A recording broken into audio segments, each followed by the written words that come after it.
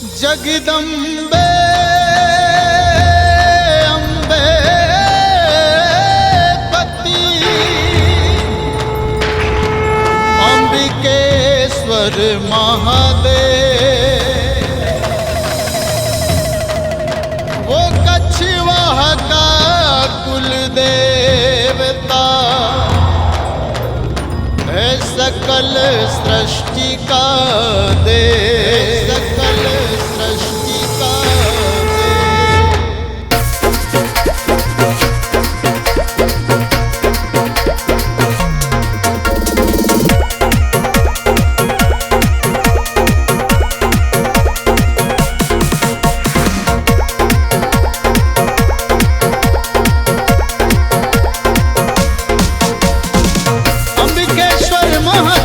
पधारो, अंबिकेश्वर महादेव पधारो, मती लगावो देरी, कछवाह कुल के देव दयालु अब सुध लीजिए मेरी, कछवाह कुल के देव दयालु अब सुध लीजिए मेरी।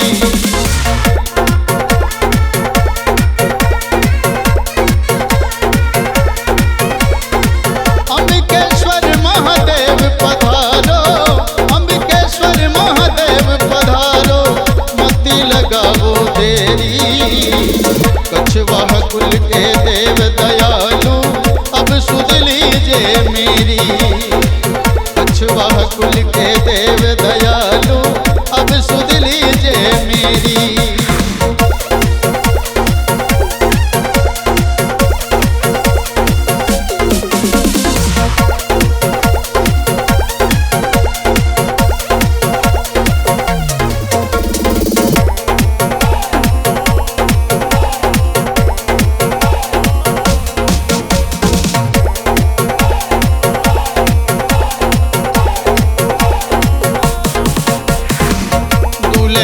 सुध कांकिल जी को मान दरस दिखाया, अम्बेर की करो खुदाई देखो शिव की माया।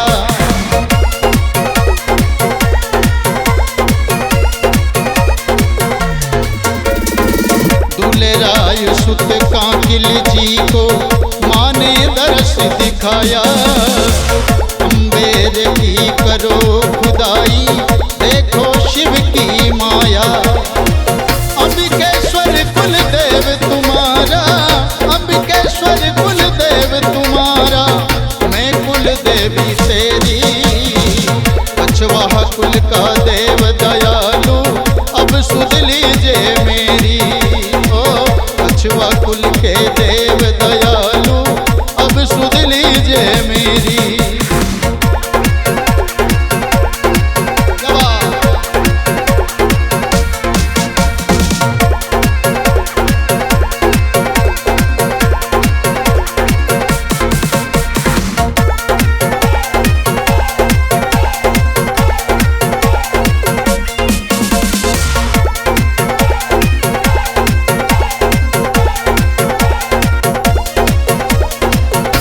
मैया वो जगह बताओ जहाँ कुल देव हमारा, गैया रूप बनाया माने बहे दूध की धारा।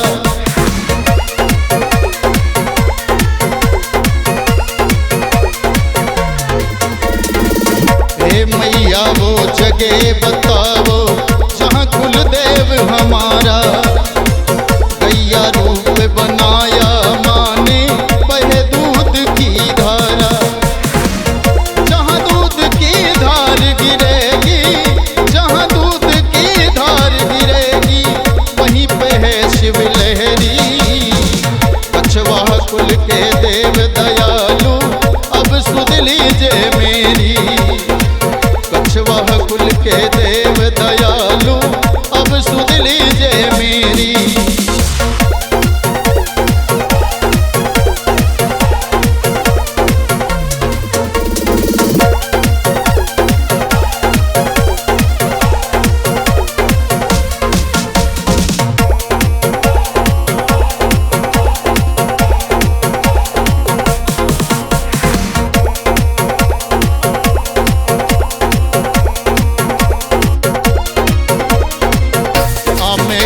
में करी खुदाई कैसी विचित्र माया।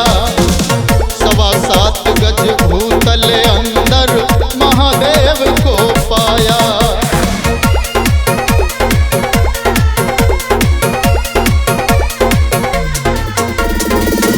आमेर में करी खुदाई कैसी विचित्र माया। 7.25 गज भूतल अंदर महादेव को पाया। अंबिकेश्वर कहलाए बाबा, अंबिकेश्वर कहलाए बाबा, कैसी लीला तेरी। कछवाह कुल के देव दयालु अब सुध लीजिए मेरी बाबा। कछवाह कुल का देव दयालु अब सुध लीजिए मेरी।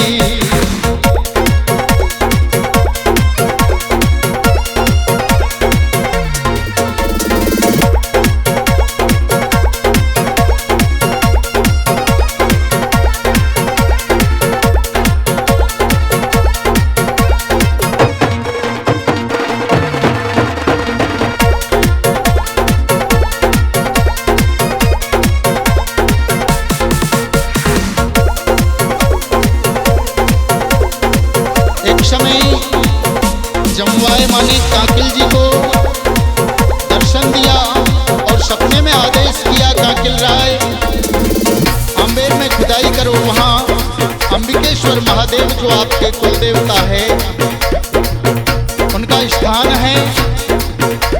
राजा काकिल राय कहने लगे, माँ इस इतनी बड़ी दुर्गम पहाड़ी में मुझे कैसे पता चले कि हमारे कुल देवता कहाँ विराजमान है। माँ ने आदेश किया, राजन एक गाय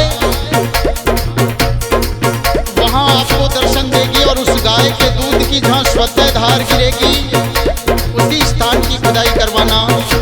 वहां पर आपको आपके कुल देवता का स्थान मिलेगा।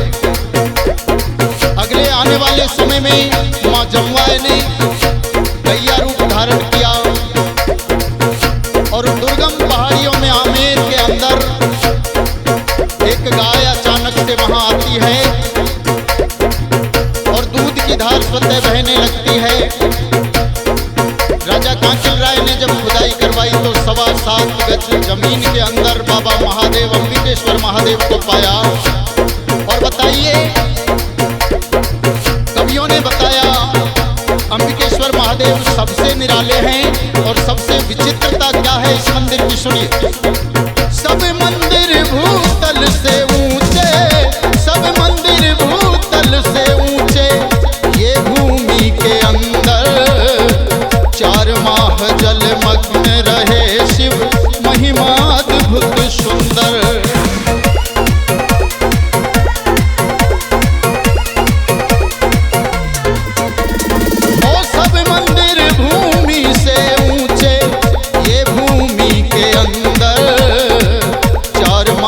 जलमग्न रहे शिव महिमा अद्भुत सुंदर।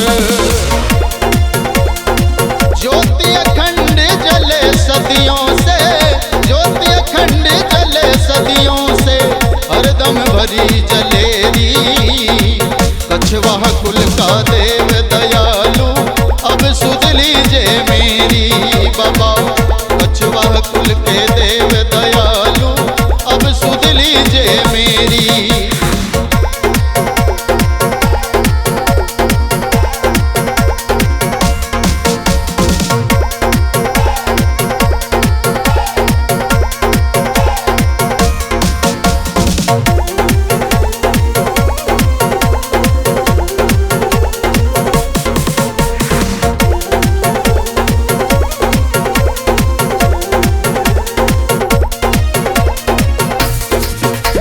द्वार पर बाबा तोले गणपत जी का वासा है। नरपत दास नरू का मन में दर्शन की अभिलाषा है।